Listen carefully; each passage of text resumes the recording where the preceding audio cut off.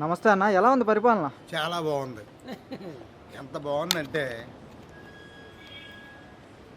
ఏమీ ఇవ్వకుండా అన్నీ ఇచ్చేసామని అబద్ధాలాడే ఏకైక ఈ దేశంలో 29 రాష్ట్రాల్లో ఈయనొక్కడే. సూపర్ 6 బంపర్ హిట్ అంటున్నారు కదా.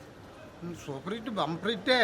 ఎలా హిట్ అంటే అతను ఏమీ ఇవ్వని పొయ్యి మీద చేపల కూర పొయ్యి వెలిగించకుండా ఎలాగైతే వండాడో సూపర్ 6 కూడా అంతే మన కళ్ళ ముందు కాపాడతాయి. గ్యాస్ బండ్లు ఇచ్చామంటున్నారు.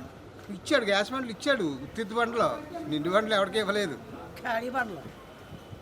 పెన్షన్ ఇస్తున్నాం 4,000, జగన్మోహన్ రెడ్డి 5,000 పెంచాడు, మేము ఒకసారి ఇచ్చామంటున్నారు కదా. అవును ఇచ్చాడు, పెన్షన్ చాలా గొప్పగా ఇచ్చాడు. వీళ్ళు 69 లక్షల మందికి ఇస్తే అతను 50 లక్షల మందికే పెన్షన్లు ఇస్తున్నాడు. 52 ప్రభుత్వం వచ్చి 2 సంవత్సరాలు అయింది. 57 నిండినోళ్ళకి బీసీ, ఎస్సీ, ఎస్టీ, మైనార్టీలకి ఇస్తానని మోసం చేశాడు. ఎక్కడిచ్చాడు? జగన్ గారు గతంలో బాగా చేశారని చెప్తున్నారుగా, మరి ఇప్పుడు ఏంటి, ఎందుకు కూడా ఇచ్చారు? అప్పుడు మాయమాటలు. ఉదాహరణకి ఎలా ఉంటుందంటే, మనం నిజం చెప్తే ఎవడో నమ్మడం, అబద్ధం చెప్పి నీకు 100 రూపాయలు కూలి పనికి వెళ్తే నీకు 200 ఇస్తానని తీసుకెళ్ళి నేను మోసం చేసి ఆ 100 రూపాయలు కూడా ఇచ్చే పరిస్థితి లేదు. అలా మోసం చేశాడు. జగన్మోహన్ రెడ్డి గారి గురించి నారా లోకేష్ గారు ఒక మాట అంటున్నారు, అసెంబ్లీకి భయపడి రావట్లేదు, మా దగ్గర అన్ని ఆధారాలు ఉన్నా మేము నిలదీస్తామని చెప్పి జగన్మోహన్ రెడ్డి రావట్లేదు. భయం అనేది జగన్ హిస్టరీలో లేదు.